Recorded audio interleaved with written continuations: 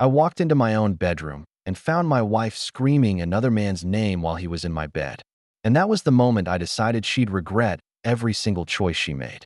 My chest went cold, my head spun, and all I could hear was the sound of them, together, in the place that was supposed to be ours. I froze in the doorway, not even sure if I was breathing. That moment burned into me like a scar I'll never forget.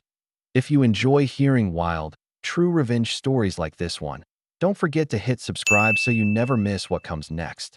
Trust me, you won't want to miss the way this one unfolds. That I wish I could tell you I screamed, or that I threw him out of the house. But the truth is, I just stood there. My wife, the woman I thought was my partner for life, turned her head and looked at me like I was dirt. Not guilty, not ashamed, just annoyed that I'd caught her. And then she laughed. She laughed in my face and said, "You really think you can keep me happy, fixing cars all day? Look at him. He's a millionaire. He gives me the life I deserve." That sentence hit me harder than a fist ever could. I've run a small auto repair shop for years. It's not glamorous, but it pays the bills. It's honest work. It gave us a comfortable life, 2 beautiful kids, a house, food on the table. I thought I was giving her everything that mattered. But to her, greasy hands and long hours didn't measure up to a guy with a fat bank account and a shiny watch. And the worst part? He was younger than me.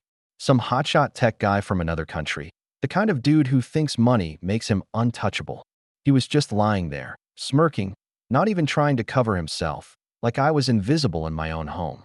The arrogance dripping off him made my blood boil. That night, I walked out without another word. I didn't want to fight in front of my kids. I didn't want to give her the satisfaction of seeing me break down. But make no mistake, inside I was on fire. I drove for hours with no destination, gripping the steering wheel so tight my knuckles turned white. I kept replaying her words in my head. "You're not enough." Those words became fuel. At first, I felt crushed, broken, like my whole world had just crumbled. But as the miles rolled by, something in me shifted. Pain turned into anger. Anger turned into resolve. If she wanted a millionaire, if she wanted the high life, fine. She could have it.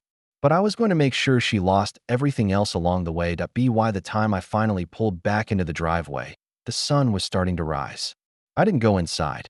I just sat there in my truck, staring at the house I'd worked so hard to pay for, the house where she betrayed me. And I made myself a promise. I wasn't going to explode. I wasn't going to do something stupid in the heat of the moment. No, my revenge would be patient, calculated, and perfect. The kids were still asleep when I slipped into the guest room and lay down. I could hear faint laughter upstairs, hers. Maybe on the phone with him. Maybe mocking me. I clenched my teeth and shut my eyes, because I knew if I listened any longer, I'd lose control. That morning, I decided I'd start playing the long game. She thought I was just a dumb mechanic. That's what gave me the advantage. She underestimated me. And when someone underestimates you, they leave themselves wide open. Over the next few days, I went through the motions like nothing had happened. I kissed my kids, went to work, came home, acted polite. She barely even tried to hide it anymore. In her mind, she already had one foot out the door. She thought she could toy with me until she was ready to leave completely. What she didn't realize was that while she was planning her new life, I was already planning her downfall. Every cruel word she'd thrown at me became another step in the plan. Every smirk from that smug tech millionaire just sharpened my focus that I didn't know all the details yet. I didn't know how deep I'd have to dig, but I knew one thing for certain. This wasn't going to end with me as the loser. Not a chance. The days that followed were the hardest I'd ever lived through. Every time I looked at my wife, I didn't see the woman I married. I saw a stranger, someone who could betray me and laugh while I was still hurting. She carried herself differently now, like she was already above me. Like she was doing me a favor just by staying in the same house that I tried to eat at the dinner table with her, but every bite felt like swallowing glass. She'd scroll through her phone, smiling at messages she didn't bother to hide. When the kids asked what was so funny, she brushed it off with a quick excuse, but I knew. I knew every buzz of her phone was him. The thought made me want to smash that phone into 1,000 pieces. But I didn't. I stayed quiet, because I wasn't going to ruin my plan before it even started. That night, I'd lie awake in the guest room, staring at the ceiling. My heart was broken, but my mind was sharper than it had ever been. I replayed every cruel word she'd said, every arrogant smirk he'd given me. And then I started asking myself the real questions. Who was this guy, really? Where did he come from? And what did I have to do to make sure both of them went down? I started small. I began searching his name online late at night. He wasn't as squeaky clean as he looked. Buried under pages of articles praising his tech genius were whispers, lawsuits, shady deals, government investigations from his home country. He wasn't here just for business. He was hiding. That was the first crack in his perfect millionaire mask. Point one evening, when the kids were asleep and she was upstairs on a work call, that was obviously him. I sat in my truck with my laptop and started digging deeper. Every link I clicked revealed a little more. Offshore accounts, business partners who had mysteriously disappeared, a trail of money that didn't add up. The man my wife thought was her golden ticket was nothing more than a ticking time bomb. That's when the idea first sparked in my head. I wouldn't just take revenge on her. I'd use him. I'd make sure that when he went down, she'd be standing right next to him, holding his hand. But I couldn't rush. I knew better than to charge in blind. I needed proof, and I needed patience. I began taking mental notes, documenting everything. His calls, the way she left the house at odd hours, the expensive gifts that suddenly appeared without explanation. She thought I wasn't paying attention.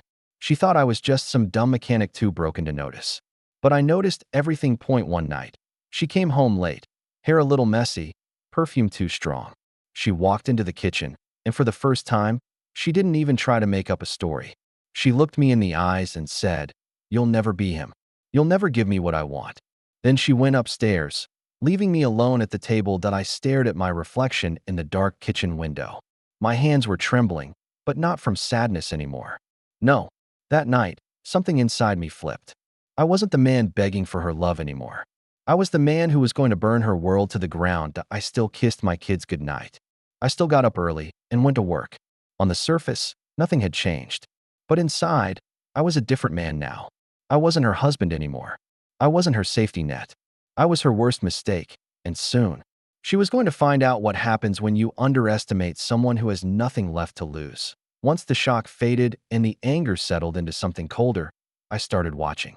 Not screaming, not confronting, just watching. If my wife thought she could parade her affair in front of me, I was going to turn that arrogance into her undoing. I noticed her new routines first.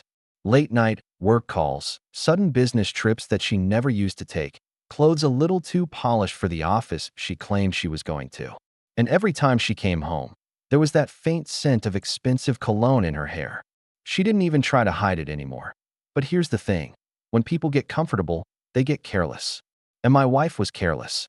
One night, while she was in the shower, her phone buzzed on the nightstand. Normally, I'd never snoop. But this wasn't normal anymore. I picked it up and saw a string of messages from him. Screenshots of wire transfers, photos of luxury apartments, cryptic notes about staying under the radar. My stomach flipped. He wasn't just wealthy. He was moving money, and not the clean kind. I didn't reply, didn't touch a thing. I just memorized what I saw and put the phone back. That was the first solid piece of the puzzle. From then on, I treated every interaction like an opportunity. When she bragged about the fancy restaurants he took her to, I casually asked questions. I let her think I was pathetic, that I was still broken and desperate. She loved to rub it in, so she gave me more than she realized. Names of people he knew, places they went, the kind of details she thought were harmless, but to me, they were gold. During the day, while fixing cars, I started making calls of my own. A buddy of mine had connections in real estate. Another friend had worked in banking. Piece by piece, I fed them bits of information and asked what they could dig up.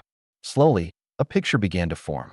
Offshore accounts, properties bought under shell companies, quiet payoffs to keep names out of the press.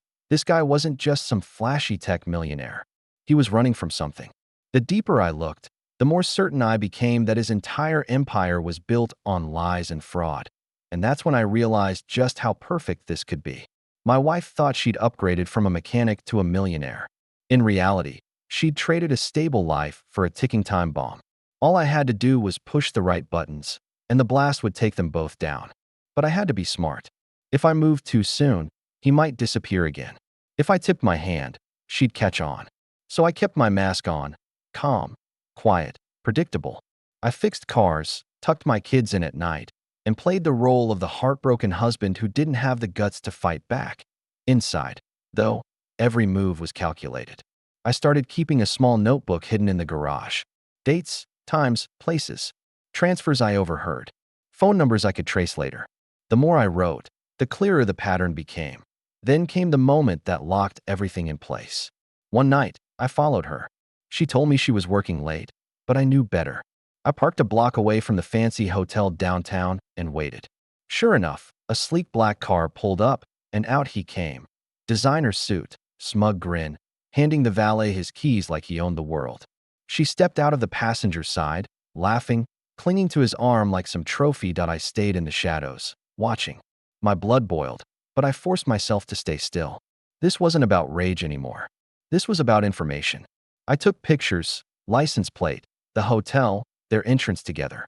Evidence. They disappeared inside, and I sat there for hours, staring at the glowing hotel sign.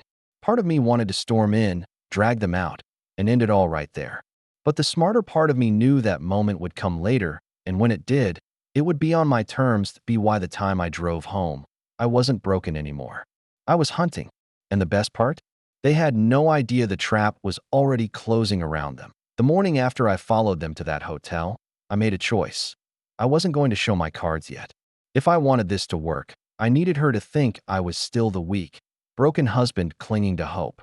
So I put on a mask. When she came downstairs for breakfast, hair still damp from a shower, I greeted her with a smile. Not the bitter kind. A real smile, or at least one that looked real. She froze for a second, maybe expecting me to start a fight. Instead, I slid her a cup of coffee and said, "I don't want us to end like this. Maybe we can work things out." Her eyes lit up, not with love, but with relief. That was the moment I knew I had her fooled. She thought I was desperate, willing to forgive, willing to grovel just to keep her. And she leaned into it. She nodded, smiled, even touched my hand like she hadn't in weeks. Inside, I wanted to laugh. She thought she was playing me, but in reality, I was letting her dig her own grave. Over the next few weeks, I played the role perfectly. I acted like the man who wanted to save his marriage.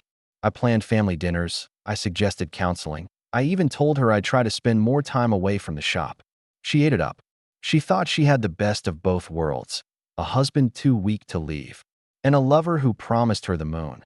But while she was smiling across the dinner table, I was recording the names she dropped when she thought I wasn't listening. While she was texting under the table, I was memorizing the numbers reflected in her wine glass. I learned more in those weeks than I ever could have if I'd confronted her. The hardest part was pretending at night. Sometimes she'd slip into the guest room, acting like she wanted to rekindle things. I won't lie, those moments cut deep. I could smell his cologne on her skin, but I didn't push her away. I let her think she still had me wrapped around her finger, because the longer she believed that, the sloppier she became. One evening, she came home late, her eyes sparkling like she'd just won the lottery. She sat across from me and bragged without even realizing it. "He says he's going to take me with him when his business expands," she whispered, like it was some sacred secret. "We'll have everything. Houses, cars, travel. Real life, not this small town nothing." I nodded like I was crushed, but still hopeful. But inside, I was burning that line into memory. She wasn't just dabbling in an affair anymore. She was already planning her exit strategy. And if she thought she was walking away with a better life, she was in for the rudest awakening she'd ever experienced. Meanwhile, I started taking steps to protect what mattered, my kids and my shop. I met quietly with a lawyer, disguised it as routine financial planning. I transferred ownership papers, tightened bank accounts, set up trust funds. If she decided to walk, she wouldn't take a dime from me. But that wasn't enough. I didn't just want to protect myself. I wanted to destroy the illusion she'd built. That meant keeping the mask on a little longer, feeding her just enough hope to keep her blind. The real test came one Saturday morning. She walked into the kitchen, dressed like she was about to step onto a runway, and said she had a company brunch. I smiled, kissed her cheek, and told her to have fun. The look on her face told me everything. She thought she'd won. She thought I was too naive to notice she was running off to meet him. As soon as the door shut, I grabbed my keys and followed from a distance. Her car weaved through the city streets until it pulled up in front of a glass office tower. And there he was, Mr. Millionaire, waiting at the curb, sliding his sunglasses down just enough to wink at her as she climbed out. I parked half a block away and pulled out my phone. Snap, snap, snap. Pictures of them together, clear as day, time-stamped, undeniable. Evidence stacking higher and higher. Sitting there in my truck, I realized something important. Revenge wasn't going to be about yelling or fists or public scenes. Revenge was about patience, about letting them believe they were untouchable, right up until the moment I pulled the rug out from under both of them. And by then, it would be too late for either of them to escape. That'd be why now. I had enough surface-level dirt to make him sweat. But I wanted more. If I was going to destroy this man, I needed to know everything. What he was running from, how he was hiding, and how I could use it to crush him. So, I went back to basics. Research. Late nights, the glow of my laptop screen, stacks of coffee cups beside me. While my wife was upstairs whispering into her phone, I was tracing the digital footprints of her perfect millionaire. It didn't take long to confirm what I already suspected. He wasn't some glamorous entrepreneur on the rise. He was a fugitive. The lawsuits I'd found earlier, they weren't minor.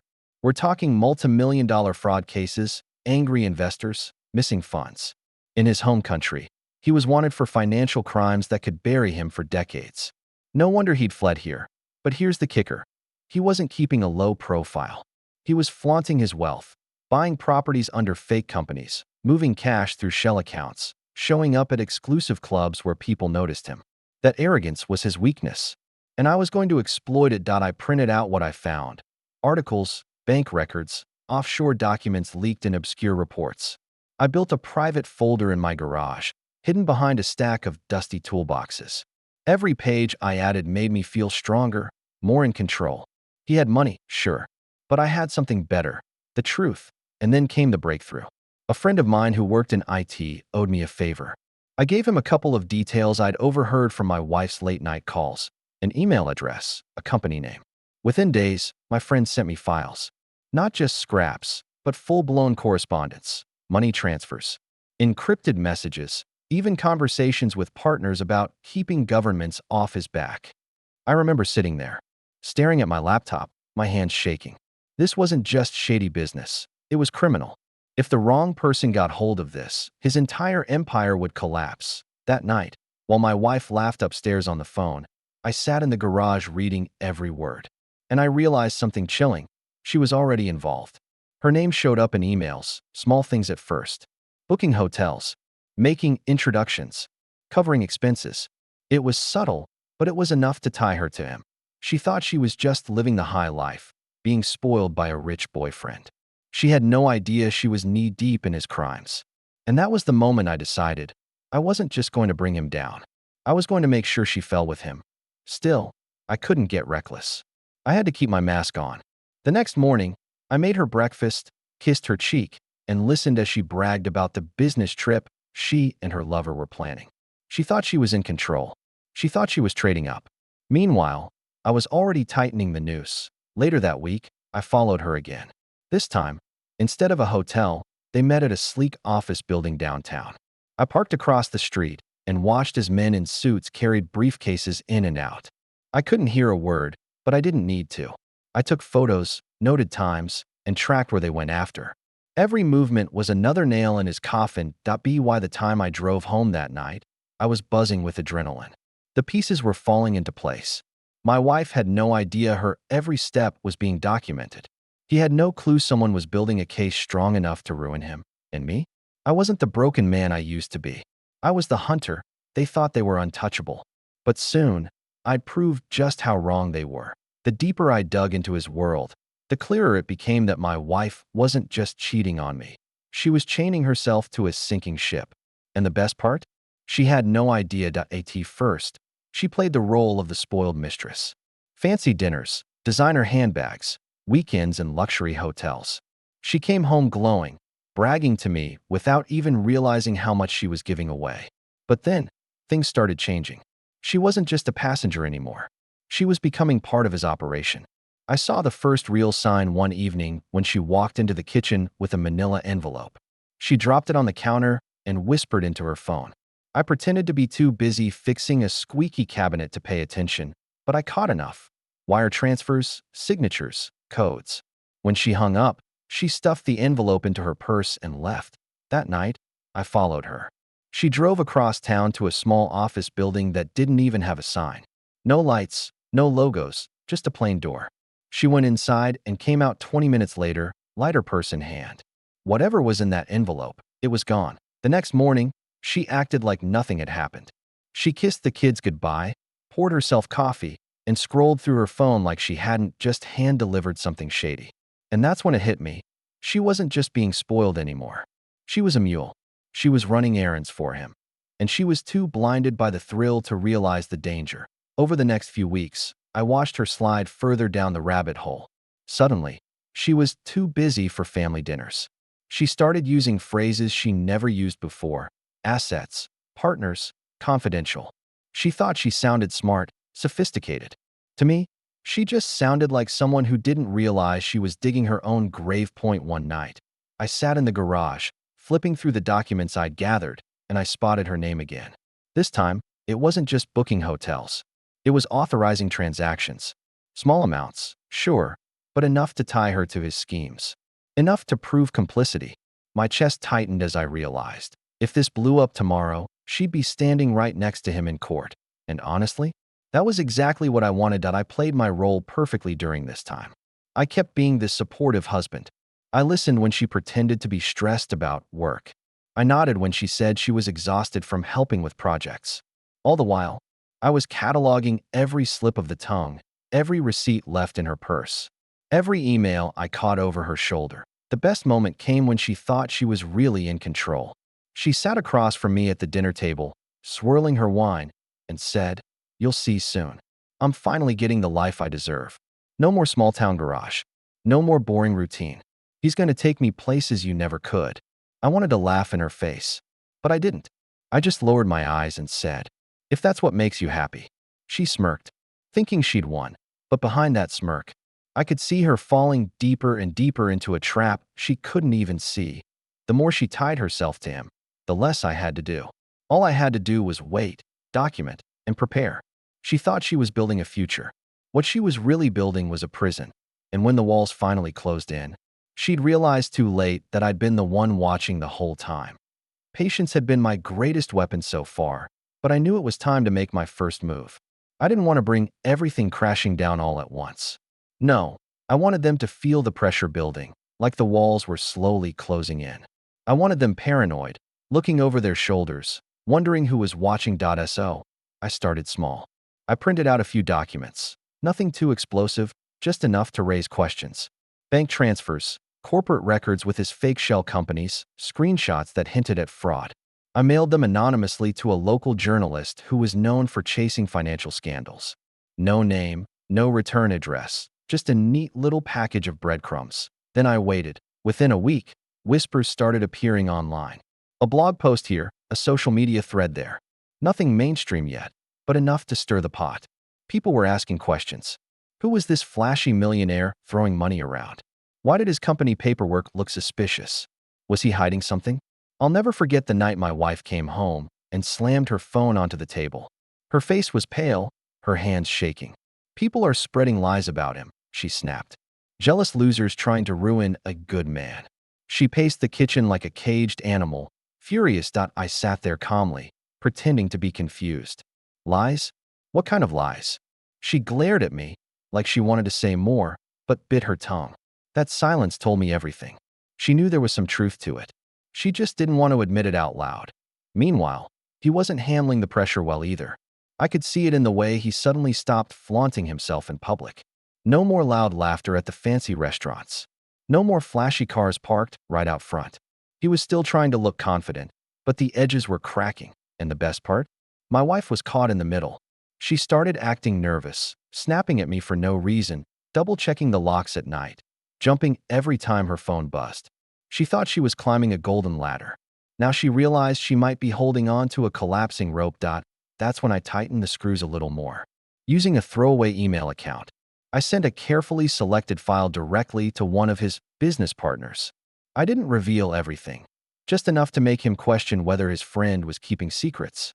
Nothing destroys crooks faster than their own circle turning on them. 2 days later, I followed my wife to one of their secret meetings. Instead of the usual smug grin, he looked tense, his jaw tight, his eyes darting around like a hunted man. I parked across the street, and watched as they argued in the car. She gestured wildly, shouting about something I couldn't hear. He pounded the steering wheel and threw his phone into the back seat. Snap, snap, snap. More photos. More proof. By the time they drove off, I was smiling for the first time in weeks. This was working. The cracks were spreading. That night, my wife stormed into the house, slamming doors, muttering under her breath. She looked at me like she wanted to scream, but instead she just grabbed a bottle of wine and disappeared upstairs. I could hear her pacing, her voice rising on another phone call. She thought she was still in control, but I knew better. She wasn't controlling anything anymore. Every lie, every secret, every arrogant smirk, they were all turning into weapons I now had in my hands. And the best part? Neither of them knew where the blows were coming from. I didn't need to yell. I didn't need to fight.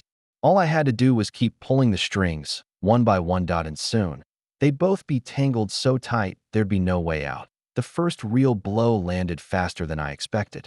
One Monday morning, my wife rushed downstairs in a panic, her phone pressed to her ear. Her voice trembled. Her hands shook as she scribbled something on a notepad. I pretended to sip my coffee, uninterested, but every word she spat out confirmed what I already knew. His accounts had been flagged. He says it's temporary, she muttered, pacing the kitchen. Some stupid mistake with the bank. It'll clear up in a few days. But the look in her eyes told me she didn't believe it. She was scared. That was the beginning of the unraveling. Over the next 2 weeks, the cracks spread like wildfire. Business partners suddenly stopped answering his calls. Meetings were canceled. A property he bragged about owning was frozen in some kind of legal dispute.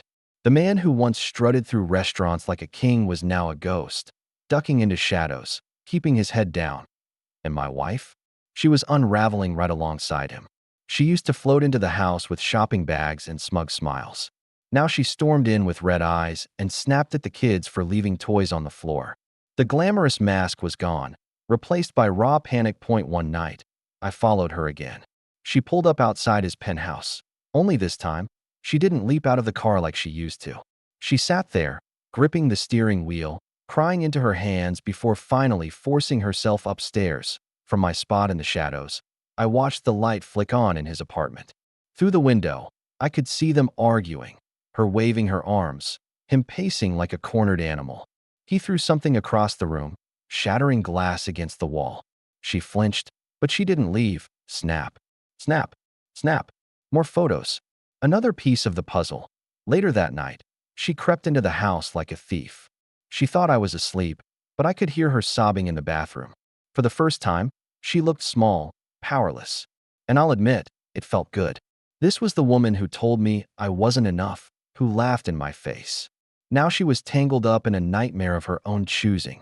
Meanwhile, I made my next move. Another anonymous package, this time to the authorities. More documents, more evidence. Not enough to reveal myself, but enough to keep the fire burning. Enough to ensure the pressure wouldn't stop. It worked. A week later, headlines hit the local news. Tech millionaire under investigation. They didn't have the full story yet, but it was enough to make his face plastered across every screen. Suddenly, the man who once bragged about being untouchable was being hunted, and my wife? She panicked. She paced the house at night, whispering into her phone, snapping at anyone who dared ask questions. She wasn't sleeping. She wasn't eating. She was falling apart right in front of me, and she didn't even know I was the one pulling the strings. The best part? She still thought she had an escape. One night, she told me she might go away for a while. She said it like she was being casual, but her eyes betrayed her. She was planning to run. I smiled and nodded, pretending to be the clueless husband, while inside, I laughed. Because by the time she realized there was no escape, it would be far too late. The empire was crumbling. The walls were closing in. And soon, both of them would be buried under the rubble. The storm I had been waiting for finally hit. One morning, I walked into the kitchen and found my wife sitting at the table, pale as a ghost, staring at her phone. She didn't even notice me at first. Her hands were shaking so badly, she nearly dropped her coffee. When I asked what was wrong, she blurted out, "He's gone." They froze everything. The accounts, the cars, the properties, everything. I kept my face blank, but inside, I was smiling. The news spread fast. His name was everywhere now. Headlines on TV, articles online, Reporters camped outside his penthouse. International fugitive exposed. Fraudulent tech empire collapses. Every secret I'd uncovered was now being dragged into the light. And my wife? She was right there in the middle of it. Her name was tied to his. Her face splashed in the background of photos with him. The glamorous fantasy life she thought she'd secured had turned into a nightmare she couldn't escape. The panic only got worse when the authorities started asking questions. She got calls at all hours, her voice trembling as she told people she didn't know anything. She swore she was just an innocent bystander, but I knew better. I had the documents that proved otherwise. And then came the moment I'd been waiting for. Late one night, she walked into the guest room where I'd been pretending to sleep. Her eyes were red, her mascara smudged. She sat on the edge of the bed and whispered, "I made a mistake. I should never have left you. Please, can we fix this? Can we go back to how it was?" For a moment, I just lay there in silence, letting her squirm. This was the same woman who told me I wasn't enough, who laughed at me in my own home, who paraded her affair right under my nose. Now she was begging that I finally sat up and looked her in the eye. "You didn't just leave me," I said quietly. "You chose him. You tied yourself to his lies. And now you're paying for it." Her face crumpled, but I didn't stop. "You think this just happened? You think the walls fell in on their own?" "No, I made this happen. I dug up every secret, every crime, every dirty deal. I made sure the right people saw it. I destroyed him, and you came down with him." She gasped, covering her mouth, her eyes wide in shock. For the first time in months, she realized the truth. I wasn't the broken, pathetic husband she thought I was. I was the one who had been in control all along. She tried to argue, to reach for me, but I stood up and walked past her. "We're done," I said flatly. "You made your choice. Now live with it." I left her sitting there in silence, shaking, the weight of her downfall finally sinking in. The next morning, she was gone. She didn't say goodbye to the kids, didn't pack properly, just disappeared. Later, I heard through whispers that she tried to contact him, but it didn't matter. He was already in hiding again, running from the law. And she was left with nothing, exactly as I planned. After she disappeared, my house finally felt quiet again. Not heavy, suffocating silence like before, but peaceful. For the first time in months, I could breathe without feeling like there was a weight crushing my chest. The kids noticed it too. They stopped asking where their mom was, because deep down, they already knew. Kids are smarter than we give them credit for. Instead, they leaned on me, and I leaned on them. We built a new routine. School runs in the morning, movie nights on the weekends, ice cream after soccer practice. Our little family felt whole again. Even if one piece was missing, my shop became more than just work. It became my second chance. Business picked up. Word got around about the guy who ran an honest shop while quietly holding his family together. Customers respected that. Some even told me they admired how I kept going after hard times. They didn't know the details, and I didn't feel like sharing. All they needed to know was that I was still standing. Did I ask for her? The last I heard, she was trying to crawl out from under the mess she'd chosen. No money, no stability, no partner to lean on. Just a trail of burned bridges and a ruined reputation. She had gambled everything for a dream life and lost it all. And him? The millionaire wasn't untouchable anymore. His face was on every headline, his accounts locked, his so-called empire gone. Maybe he'd run again. Maybe he'd end up behind bars. It didn't matter. He wasn't my problem anymore. He was a ghost of his own making me. I found something better than revenge. I found freedom. I wasn't the broken husband, the man she mocked, the guy she called not enough. I was a father, a provider, a man who rebuilt his life from the ashes. And every time I looked at my kids smiling back at me, I knew I had won. Because in the end, she destroyed herself, and all I had to do was stand strong and make sure the truth came out. So now I live with peace, purpose, and a fire that never goes out. My story isn't about losing a wife. It's about losing dead weight and gaining a better future. And maybe, just maybe, it's about reminding people that when you're underestimated, that's when you're the most dangerous. If you've stuck with me until the end, thank you. Don't forget to subscribe so you won't miss more crazy revenge stories like this one. Make sure to like the video and drop a comment down below. Tell me, did I do the right thing? And what would you have done if you were in my shoes?